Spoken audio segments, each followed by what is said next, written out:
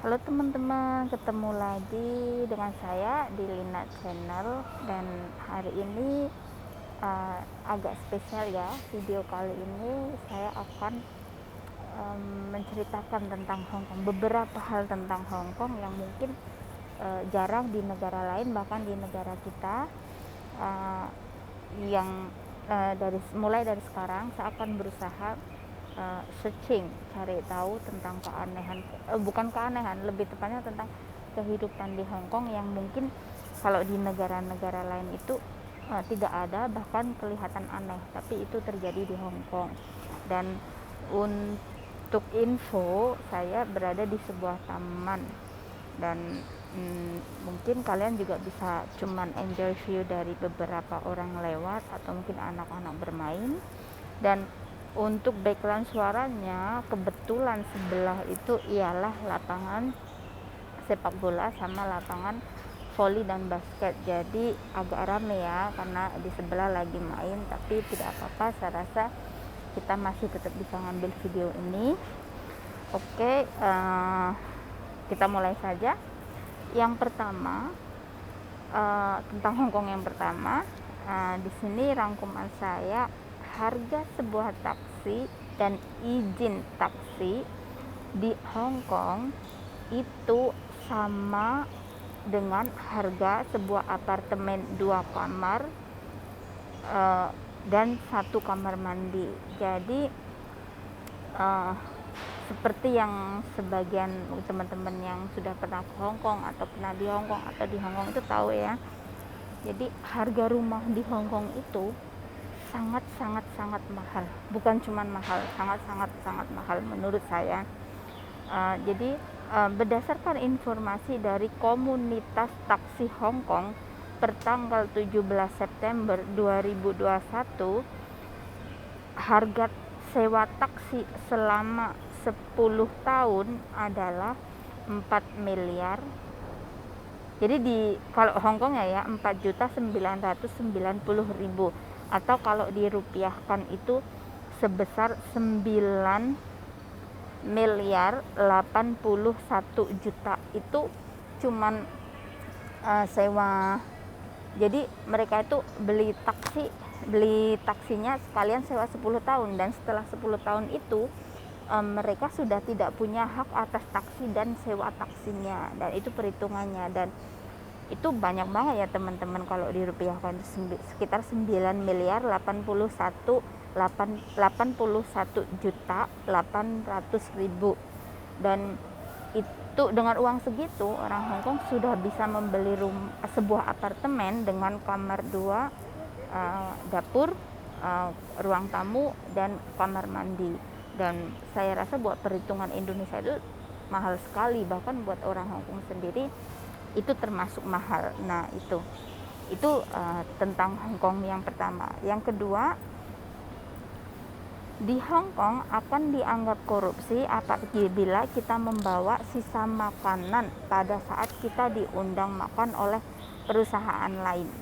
Jadi di sini gini, jadi misalnya saya bekerja di sebuah perusahaan A, terus ada seorang dari perusahaan B itu mengundang saya untuk makan malam. Pada waktu makan malam itu ada sisa makanan, jika karena yang mengundang ialah yang B, otomatis yang bayar yang B. Kalau yang A pulang membawa sisa makanan tanpa izin dengan yang si B, atau perusahaan yang si B tidak menyuruh kita membawa, itu bisa dikasuskan sebagai kasus korupsi apabila pihak si B melaporkan si A. Jadi sangat sensitif banget tentang korupsi ya kalau di Hong Kong. Bahkan hal sepele itu aja di Hong Kong dianggap suatu korupsi. Jadi ceritanya gini, itu karena negara Hong Kong sangat tegas dengan undang-undang korupsi. Seperti yang saya bilang tadi, terkecuali perusahaan yang mengundang mempersilahkan kita membawa, maka kita tidak akan terkena dakwaan korupsi. Atau kalau kita bawa dan kalau pihak A bawa sisa makanan itu dan pihak B tidak mengajukan gugatan, itu juga tidak apa-apa. Tapi sesensitif itu di Hong Kong tentang korupsi ya teman-teman. Dan itu yang kedua. Tentang Hong Kong yang ketiga, Hong Kong mengalami masa korupsi terparah pada tahun 1950 sampai 1970. Meskipun Hong Kong terkenal salah satu negara yang bersih dari korupsi, tapi tahun tersebut 1950 sampai 1970 banyak terjadi korupsi di mana-mana. Sampai pada tahun 1974 berdiri Badan Pemberantas Korupsi. Dari situ banyak orang Hong Kong yang benar-benar takut dengan badan korupsi tersebut. Bahkan beberapa petinggi Hong Kong setelah jadi target dari badan pemberantas korupsi itu, banyak dari mereka memilih untuk bunuh diri karena jika terbukti mereka bersalah, jabatan mereka langsung akan dicabut. Semua uang pensiun dan hampir semua harta mereka akan disita oleh pemerintah. Sebab itu, sekarang banyak orang Hong Kong takut banget sama yang namanya korupsi. Itu yang ketiga ya, itu masih berhubungan sama yang kedua ya, yang tentang Hong Kong yang keempat. Jadi ada angka 13. Angka 13 merupakan angka yang bagus untuk sebagian orang Hong Kong. Angka 13 menurut kebanyakan orang Hong Kong adalah angka keberuntungan karena bunyinya hampir sama dengan arti pasti hidup. Sampai plat nomor 13 di Hong Kong termasuk plat mobil yang paling termahal di Hong Kong. Jadi saking mereka percayanya nomor 13 itu nomor keberuntungan, makanya sampai plat mobil pun yang berangkakan nomor 13 itu harganya lebih mahal dari angka-angka yang lain. Nah, itu tentang Hong Kong yang keempat. Ini tentang Hong Kong yang kelima. Orang Hong Kong kebanyakan tidak suka menerima tamu. Nah, itu benar ya teman-teman. Jadi beda sama orang kita ya. Kita sangat begitu ada orang datang tiba-tiba ketuk pintu datang, kita akan sangat bahagia. Bahkan kita menyambut dengan sukacita. Tapi beda lagi dengan orang Hong Kong, dan udah pasti orang Hong Kong juga punya alasan ya. Jadi mereka lebih memilih ketemu orang lain di kafe-kafe atau restoran-restoran. Itu emang kebanyakan terjadi seperti itu. Dan apa yang pencarian yang aku dapatkan, jadi ada 3 alasan yang paling banyak kenapa mereka lebih suka melakukan itu. Yang pertama, mereka tidak suka orang lain atau alamat mereka diketahui orang lain, atau mereka tidak suka orang lain tahu rumah mereka seperti apa. Karena kadang kalau orang mampir ke rumah kita, tahu ke rumah kita, akhirnya orang akan mengejek atau orang akan berpikir kehidupan kita seperti apa. Itu alasan yang banyak orang tidak mau membawa teman atau mengundang orang ke rumah mereka, atau mereka tiba-tiba menerima tamu. Nah, itu alasan yang pertama. Alasan yang kedua, rata-rata rumah di Hong Kong itu kecil, tidak mudah untuk menerima tamu di ruangan yang kecil. Jadi saat ada tamu, mereka tidak bisa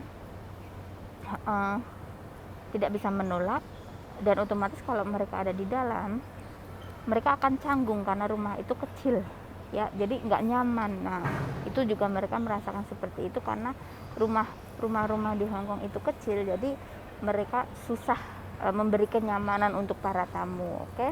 Dan yang ketiga, alasan yang ketiga kenapa banyak orang Hong Kong yang tidak suka menerima tamu.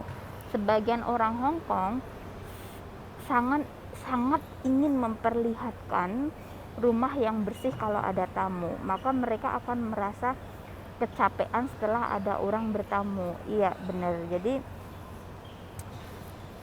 seperti yang aku lihat di beberapa orang Hong Kong, jadi kalau mereka mau mengundang orang untuk bertamu atau apa, mereka akan berusaha mungkin untuk membersihkan rumah yang tadinya itu mereka sibuk kerja berangkat pagi sampai malam, dan akhirnya mereka bener-bener nggak ada waktu untuk beresin rumah, beresin debu-debu di rumah, atau ngerapiin lemari pakaian atau apa. Dan hanya karena mereka mau mengundang temen, mereka harus bener-bener ngambil waktu untuk beresin rumah. Dan setelah itu belum lagi mereka masak, belum lagi setelah tamu pulang kita harus beres-beres rumah. Dan itu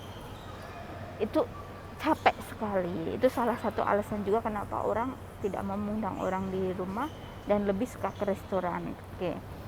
Tapi bukan berarti semua orang seperti itu ya teman-teman, karena orang-orang tua di Hong Kong, apalagi mereka yang anak-anaknya jauh dan cucu-cucunya jauh, mereka akan merasa sangat bahagia bila ada tamu datang, kalau enggak tetangga datang menjenguk mereka untuk berbincang dengan mereka. Dan itu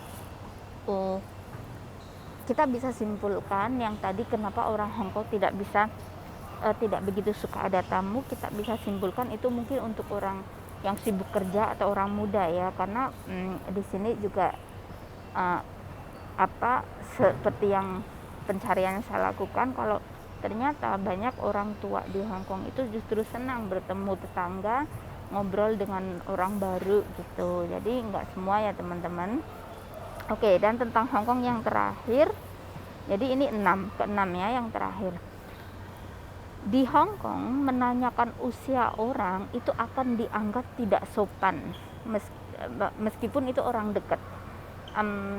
Itu mungkin tidak berlaku di negara kita ya teman-teman, tapi di Hong Kong itu emang sangat sensitif. Apalagi kita baru kenal orang, nanya nama terus kita tanya umur, itu sangat tidak dianjurkan di Hong Kong, dan itu akan dianggap kita tidak sopan. Bahkan di beberapa acara TV di Hong Kong itu tidak pernah memperlihatkan umur, misalnya kuis atau acara apa, atau pas wawancara mereka tidak pernah menyinggung masalah umur kepada tamu atau kepada lawan bicara gitu, karena ya emang kayak gitu, membuat mereka itu tidak sopan.